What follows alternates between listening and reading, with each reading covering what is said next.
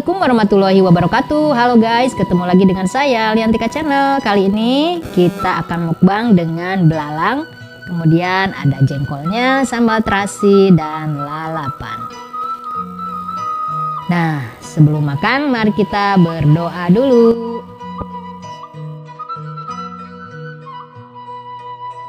Berdoa selesai, mari kita makan. Kita makan siang ya. Ini menunya menu khas Sunda, tapi ada sesuatunya ini. Ini ada belalangnya. Mantap. Mari kita makan. Bismillahirrahmanirrahim.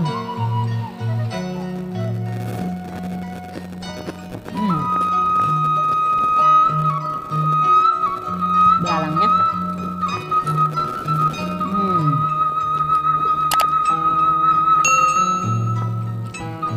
Jengkolnya kita coel ke sambal terasi.